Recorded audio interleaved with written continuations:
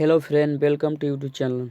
चलिए दोस्तों, मैं आज आपको बताऊंगा भारत के महानवादी के बारे में। ठीक है, इसको इंग्लिश में बोलते हैं अटॉर्नी जनरल ऑफ इंडिया। ठीक है दोस्तों, चलिए दोस्तों, तो हमारे संविधान में अनुच्छेद 76 में महानवादी पद का सृजन किया गया है।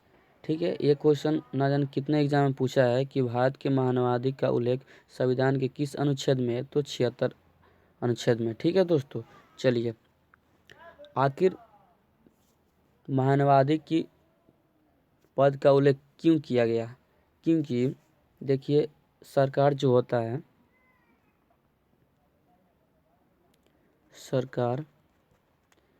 सरकार के जितने भी नेता लोग होते हैं, वो ये ज़रूरी नहीं है कि वो कानूनी की पढ़ाई करके ही आए होंगे। ठीक है, और जो भी संसद में कानून बनता है, तो कभी कभी देखते हैं गलत भी कानून बन जाता है, कभी कभी सही भी कानून बन सकता है। तो सुप्रीम कोर्ट में जाता है, तो गलत कानून को सुप्रीम कोर्ट उसको रद्द कर सकता है। इसलिए सरकार को एक कानूनी सलाहकार की ज़रूरत होती है। ठीक है, इसलिए भारत के न्यायवादी को कानूनी सलाहकार के रूप में पद का सृजन किया गया। ठीक है दोस्तों, चलिए, एक क्वेश्चन, भारत का प्रथम विधि अधिकारी होता है। ठीक है, एवं सरकार का कानूनी सलाहकार भी होता है। ठीक है, दो क्वेश्चन हो गया कि भारत का प्रथम विधि अधिकारी कौन होता है, तो भारत का महानवादी। एवं सरकार का कानूनी सलाहकार कौन होता है, तो महानवादी। ठीक है दोस्तों, चलिए, हम लोगों ने अभी तक क्या क्या पढ़ लिए? हम लोगों ने 3 क्वेश्चन को पढ़ लिए। सबसे पहला क्वेश्चन कि किस अनुच्छेद में महानवादी पद का सृजन किया गया है, तो 76 में। भारत का प्रथम विधि अधिकारी कौन होता है, तो महानवादी। ठीक है, एवं सरकार का कानूनी सलाहकार कौन होता है, तो भारत का महानवादी। ठीक है दोस्तों, चलिए हम आगे बढ़ते हैं और इसके बारे में पढ़ते हैं। ठीक है, देखिए दोस्तों, नियुक्ति।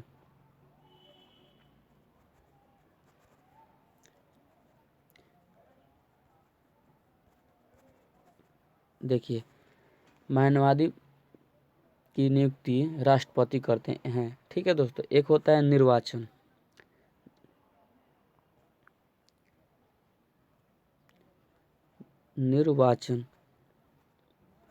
एक होता है नियुक्ति। ठीक है, तो भारत के महानवादी की नियुक्ति कौन करते हैं, तो राष्ट्रपति करते हैं। ठीक है, नियुक्ति का मतलब होता है डायरेक्ट चुन लेना। ठीक है, डायरेक्ट चुन। निर्वाचन का मतलब होता है मतदान पद्धति द्वारा। ठीक है, जो दोनों आप लोग समझ गए। ठीक है, चलिए, कार्यकाल। महानवादी का कार्यकाल कोई फिक्स नहीं रहता है। ठीक है, यह राष्ट्रपति के कार्य प्रसाद होते हैं। ठीक है, राष्ट्रपति के कार्य पर्याप्त होते हैं। ठीक है, इसका मतलब है कि जब चाहे राष्ट्रपति उन्हें हटा सकते हैं। ठीक है, यदि सरकार उनके कामों से खुश नहीं है, तो सरकार राष्ट्रपति से कहेंगे कि अच्छे ढंग से आप अपना काम नहीं करें, इसको हटा दीजिए, तो राष्ट्रपति भारत के महानवादी को हटा सकते हैं। ठीक है, तो इसका कोई कार्यकाल फिक्स नहीं है। देखिए, क्वेश्चन एक पूछा था कि महानवादी का कार्यकाल कितने वर्षों का होता है।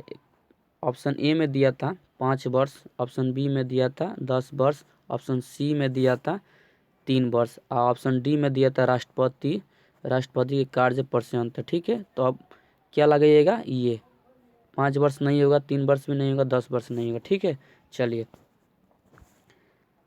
भारत के महानवादी जो हैं अपना त्याग पत्र किसे देंगे? त्याग पत्र तो भी राष्ट्रपति को देंगे। ठीक है, राष्ट्रपति को देंगे। तो देखिए, नियुक्ति कौन करेंगे, तो राष्ट्रपति करेंगे।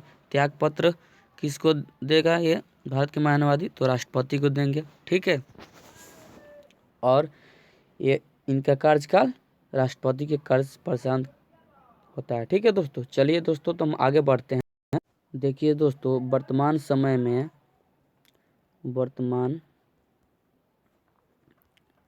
में भारत का महानवादी कौन है? तो के वेणुगोपाल जी हैं। ठीक है, वेणुगोपाल जी हैं। ठीक है, ये करंट का भी एक क्वेश्चन है। ये 2017 से कार्यभार संभाले हुए हैं। ठीक है, इनकी नियुक्ति किसने की? तो रामनाथ कोविंद। ठीक है, रामनाथ कोविंद जी ने। चलिए दोस्तों, तो हम आगे बढ़ते हैं।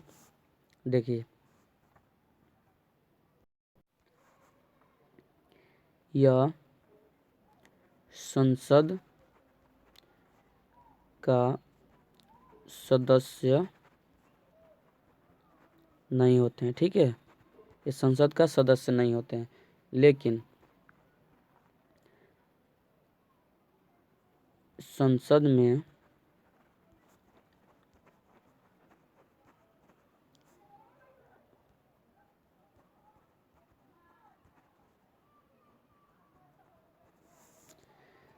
ये संसद में भाग ले सकते हैं, बैठ सकते हैं, बोल सकते हैं, लेकिन यदि कोई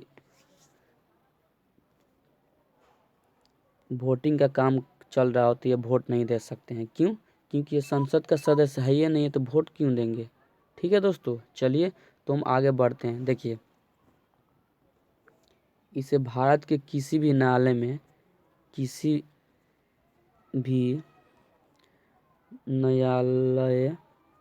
में सरकार की तरफ से बोलने का अधिकार है। सरकार की तरफ से जो भी काम काज हो उसके तरफ से बोल सकते हैं। ठीक है, इनके कोई रोक टोक नहीं लगा सकता है।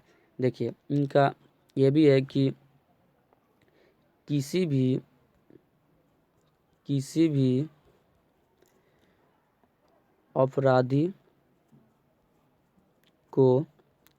अपराधी को अगर ये बचा रहे हैं तो सबसे पहले आपको सरकार से परमिशन लेना पड़ेगा। सरकार से परमिशन लेंगे तभी किसी अपराधी को बचाएंगे, अन्यथा नहीं बचाएंगे। ठीक है दोस्तों, चलिए हम लोगों ने इनके शक्ति कार्य को भी पढ़ लिए, तो जान लेते हैं आखिर किस व्यक्ति को महानवादी बनाएंगे, आखिर उनका कार्य क्या है। तो इसके लिए क्या है, उनका प्रथम योग्यता यही है, वह भारत का नागरिक हो, 10 वर्ष तक वकील रह चुका हो और 5 वर्षों तक जज के पद पर रह चुका है, उन्हीं को इस योग्य लायक बनाया जाएगा। ठीक है, तो भारत के महानवादी के लिए क्या क्या योग्यता है? वो भारत का नागरिक हो, 5 वर्ष तक ले किसी जज के पद पर रह चुका हो और 10 वर्ष तक किसी वकील पद पर रह चुका हो। चलिए दोस्तों, ये बहुत छोटा सा ये टॉपिक था। मैं इस वीडियो पर अच्छा लगा हो तो लाइक और सब्सक्राइब ज़रूर कीजिएगा दोस्तों। Thank you for this video.